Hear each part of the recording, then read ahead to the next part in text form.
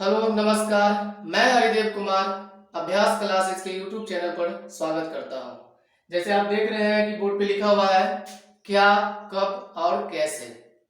इसका मतलब यह हुआ कि जब आपको किसी भी घटना के बारे में जानकारी मिलती है तो आप सबसे पहले प्रश्न करते हैं कि क्या हुआ, दूसरा कब हुआ, तीसरा कहाँ हुआ और चौथा क्या करते हैं कैसे हुआ।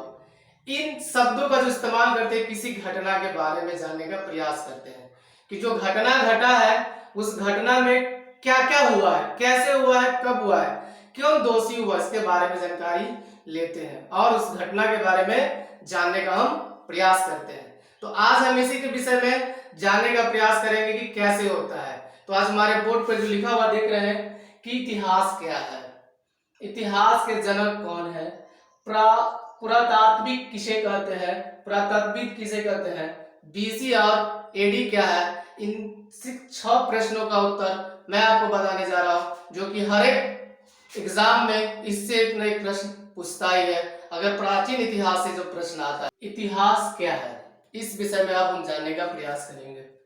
इतिहास का प्रयोग विशेषतः 2 अर्थ में किया जाता है। एक है प्राचीन अथवा विगत काल की घटना है और दूसरा है इतिहास शब्द से अर्थ अर्थात इति जोड़ ह जोड़ आस, जिसका तात्पर्य है अतीत में घटित घटनाएं, यानी ऐसी घटनाएं जो हमें वर्तमान में कुछ करने की प्रेरणा देती है।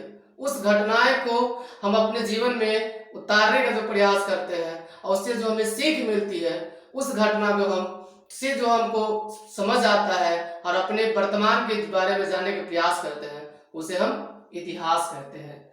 इस शब्द का प्रयोग सर्वप्रथम ग्रीस वासियों ने हिस्ट्री के रूप में किया था, जिसका अर्थ होता है बुनना, मतलब किसी भी घटनाओं को व्यवस्थित रूप से चित्र उपस्थित करने की कोशिश की जाती थी।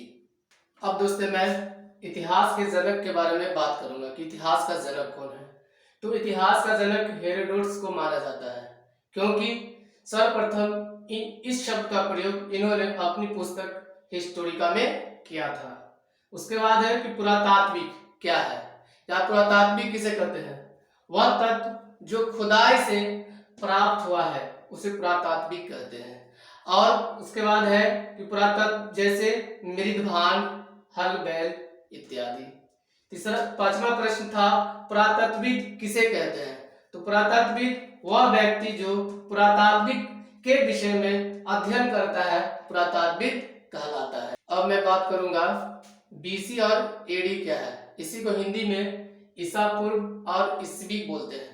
जैसे आप लोग जानते हैं कि ईसा मसीह जी का जन्म का जो समय होता है उसे जो है 0 मान लिया गया है।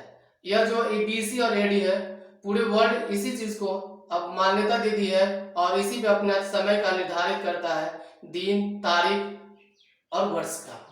तो बीसी क्या है, तो बीसी को हिंदी में बोलते हैं ईसा पूर्व, अर्थात ईसा मसीह के जन्म के पहले का समय। ईस्वी होता है ईसा मसीह के जन्म के बाद का समय। इसे हम एक गणितीय मेथड से समझते हैं। जैसे कि अब एक लाइन खींचे रेखा है जिसमें हम 0 मान लिए हैं ईसा मसीह जी का जन्म, ईसा मसीह जी का जन्म मान लिया है 0। उसके बाद इधर जब बढ़ेंगे ना तो इस काल समय को हम लोग जो है एडी कहते हैं, इधर के समय को हम बीसी कहते हैं। जैसे महात्मा बुद्ध का जन्म 563 ईसा पूर्व हुआ था।